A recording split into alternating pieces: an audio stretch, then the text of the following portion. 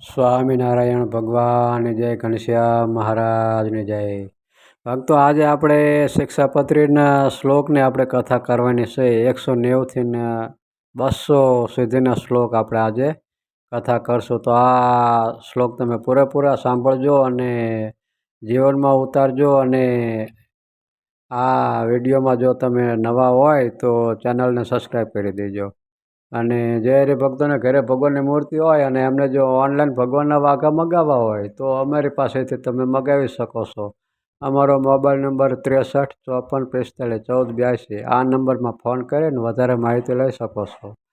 હવે આપણે ભગવાનને રાજ્ય કરવાના છે અને એમણે જે આપણને શિક્ષાપત્રી આપી મહારાજે, એની આપણે કથા કરવાની છે. અને એ આપણે જે મહારાજે આપણને કીધું એ નિયમોનું આપણે પાલન કરીને આપણે ભક્તિમાં રંગાઈ જવાનું છે. તો આપણે આ કથા પૂરેપૂરી સાંભળશું અને આપણે આરંભ કરીએ 190થી 200 શ્લોક સુધીના.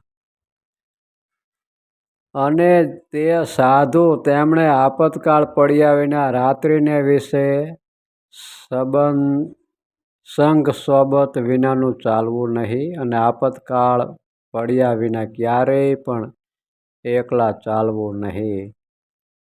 અને જે વસ્ત્ર બહુ મૂલ્યવાળું હોય તથા ચિત્ર વિચિત્ર ભાત્યનું હોય તથા કસુંબાદિક જે રંગ તેણે કરીને રંગેલું હોય તથા શાલ દોશાલા હોય ને તે જો બીજાની ઈચ્છાએ કરીને પોતાને પ્રાપ્ત થયું હોય તો પણ તે વસ્ત્ર પોતાને પહેરવું ઓઢવું નહીં.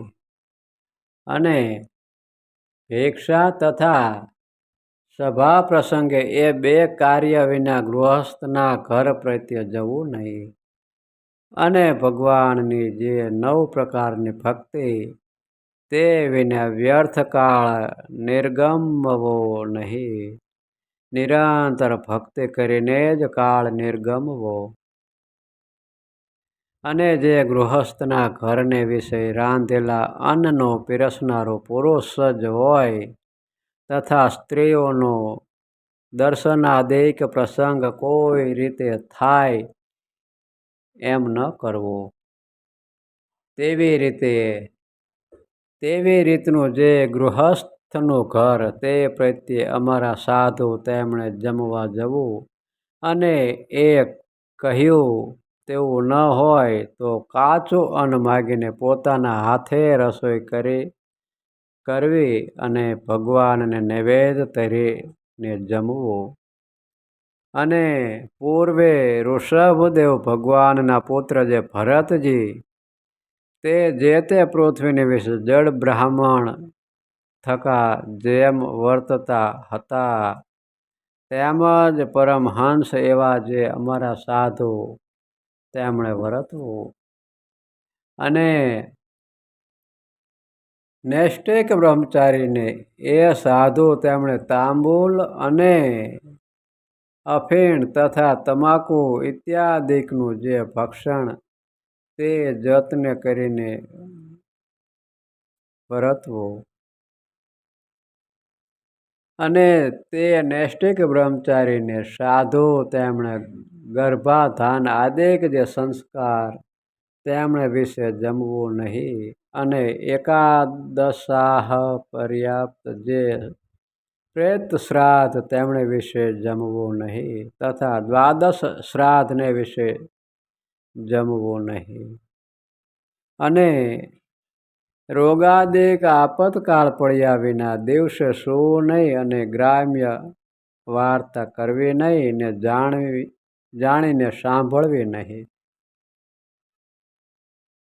અને તે નૈષ્ઠિક બ્રહ્મચારીને સાધુ તેમણે રોગાદિક આપતકાળ પડ્યા વિના ખાટલા ઉપર સૂવું નહીં. અને સાધુની આગળ તો નિરંતર નિષ્કપટપણે વર્તવું. બોલો ઘનશ્યામ મહારાજની જય.